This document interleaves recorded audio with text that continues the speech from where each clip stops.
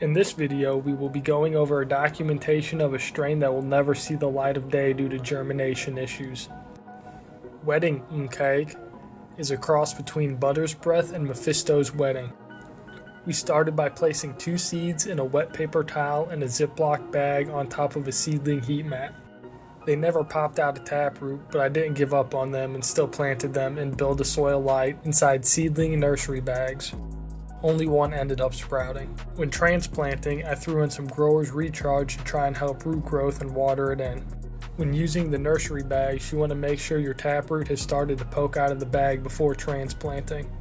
I'd mixed together some Craft Blend and Ocean Blend from Build a Soil. You can see this layer when I'm digging it out of the hole for transplant. If you look closely, you can see how incredibly dry my soil is. It had become hydrophobic. Now this is where I made my biggest mistake that resulted in a cascading effect that ended up stunting this grow. In between grows, I let the soil dry out a little too much. By not having the soil ready, the roots had little desire to reach out for nutrients. As you can see, I tried to water it in, but with the soil this dry, there will be pockets that are almost impossible to get moistened. Around 10 days later, we check on the plant. Everything seems to be going alright. There's some slight excess nitrogen. You can see the newest set of leaf tips slightly curling. But in general, the plant is looking pretty healthy.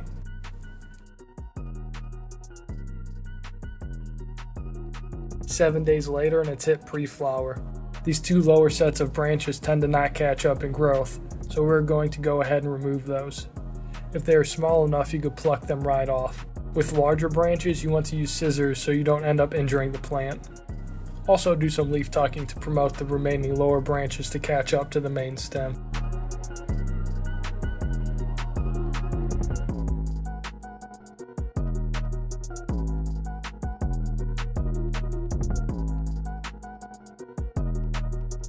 Butter's Breath and its crosses seem to have a common trait of branches growing vertical and not giving much space to each other. So we did some low stress training to give everything some more room to grow. I like using these green rubber bendy things with a piece of metal in the center. The next week you can see how training has increased canopy size. I was pretty shocked by how little this one stretched, but it goes back to that dry soil issue early on. Another week later you can see how the plant has started to stack those pistils and beginning to show how chunky it can get. By looking at this yellowing leaf, I could tell my watering issues are still persisting.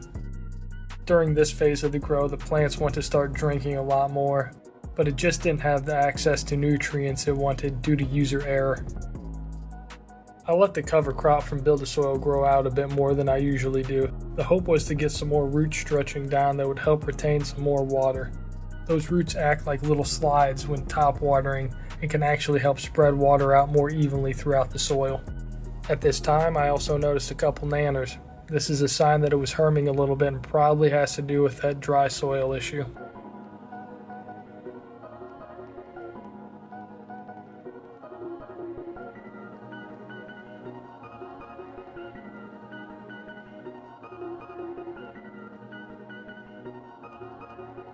Now this is some good fade kicking in at about the right time.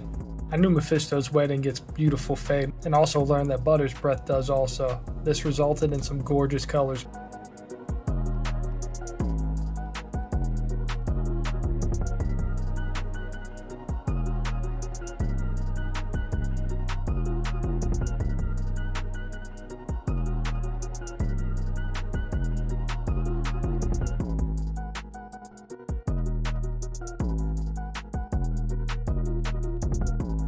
I let that cover crop get a little too out of hand.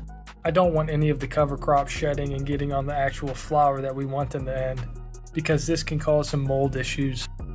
With the cover crop gone, we take a look at how the plant is doing. Even though it's small, it's mighty, giving off a pungent, rubbery gas chem with a sweet edge from that Mephisto's Wedding, which has double grape in it.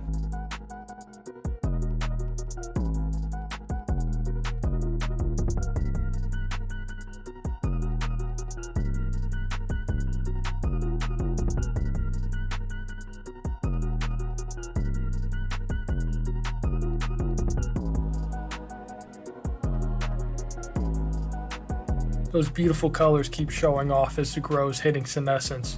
The pistils are all starting to mature and the flowers themselves are starting to swell as the end nears.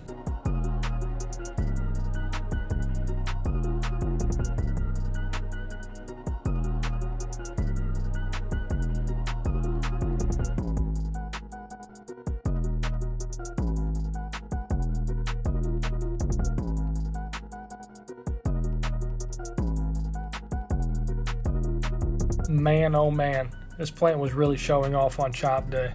I wanted to show off its colors before I started chopping those fan leaves off. When plants look this good, it's hard for me to come to terms with having to chop it down. It's bittersweet, but soon we will be able to reap the benefits of this grow.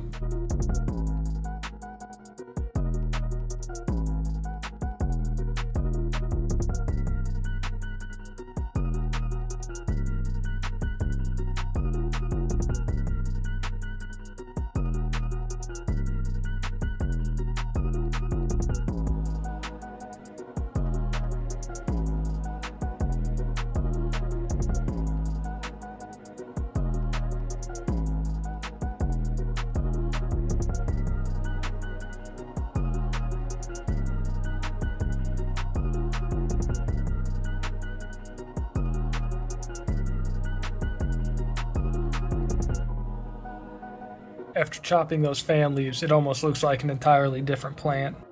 Almost all of the color was on those fan leaves. There's some on the sugar leaves, but almost none on the flowers themselves. A very stinky plant. It was letting me know it wasn't happy when I was cutting the fan leaves. All the flowers are nice, dense, and plump. I'm not expecting a whole lot out of this grow weight-wise, but that was all my mistake. I'm thinking this one deserves another chance someday. If I can get the remaining beans to sprout, I may end up doing some reversing and collect some pollen off this thing for a future project. Crossing it with scorched sidecar seems like a pretty fun idea. I really wish others could get their hands on this one, but sadly that'll never happen. But at least I was able to share this wonderful strain with you. Thank you for watching. Be good to yourself. You deserve it.